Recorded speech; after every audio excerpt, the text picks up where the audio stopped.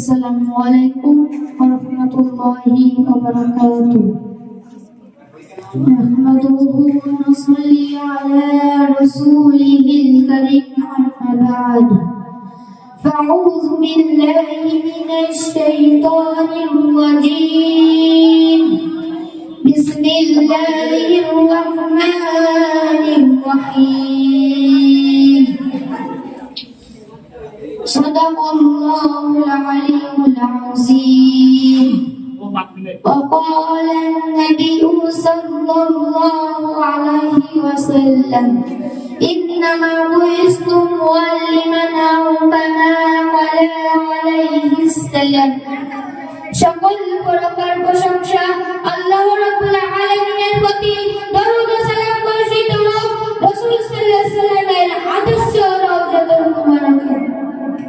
মঞ্চে উপস্থিত স্বনামধন্য সভাপতি সাহেব ও বিচারক মণ্ডলী ও আমার প্রিয় হুজুর হাফেজ আব্দুল লতিফ সাহেব ও এই গ্রামের যুব কমিটিকে আমার মন থেকে সালাম ও রহমত জানাই। আজ আমি আপনাদের সামনে দণ্ডায়মান হয়েছি রাসূল সাল্লাল্লাহু আলাইহি ওয়াসাল্লামের আদর্শ সম্পর্কে কিছু আলোচনা করার জন্য।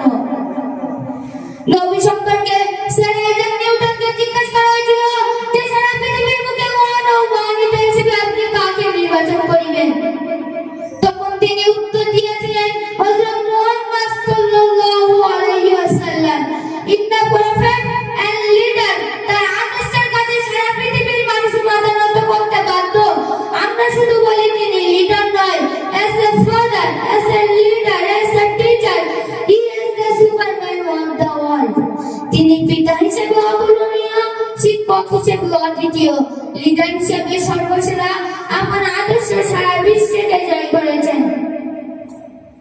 সম্মানীয় উপস্থিত, আজ থেকে প্রায় ১,৫০০ বছর পূর্বে আরব দেশে মক্কা নগরীতে জন্মগ্রহণ করেছিলেন রাসূল সাল্লাল্লাহু আলাইহি ওয়াসাল্লাম। দীর্ঘকাল পরেও আজও তার আলো পৃথিবীতে ছড়িয়ে আছে।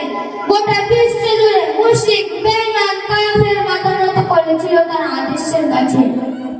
প্রিয় বন্ধুগণ, তার আদর্শের কথা বলতে গেলে সর্বপ্রথম বলতে হয় একজন ভালো ভূমিষ্ঠ হওয়ার পর তার সর্বপ্রথম তার কাজ হলো কান্না করা। কিন্তু রাসূল সাল্লাল্লাহু আলাইহি ওয়াসাল্লাম তা ছিলেন ব্যতিক্রম। তিনি জন্মের পর জমিনে মাথা দিয়ে আল্লাহর দরবারে সিজদা করেছিলেন। শুধু তাই নয়, দুধ মাতা হালিমার একটি স্থান থেকে দুধ পান করে অপর স্থান তার দুধ দয়ে আব্দুল্লাহর জন্য রেখে দিয়ে দৃষ্টান্ত সারা বিশ্বকে দেখিয়েছেন। সকল বালকেরা যখন মাঠে খেলতে যেত তখন তিনি খেলা দেখতেন না। তিনি ছিলেন শান্ত এবং কোমল হৃদয়ের অধিকারী। তিনি কখনো মিথ্যা কথা বলতেন না এবং খারাপ কথা বলতেন না। অন্যের সাথে ঝগড়া বিবাদে লিপ্ত হতেন না। তিনি ছোটবেলা থেকে আদর্শবান ও মহাগুণের অধিকারী।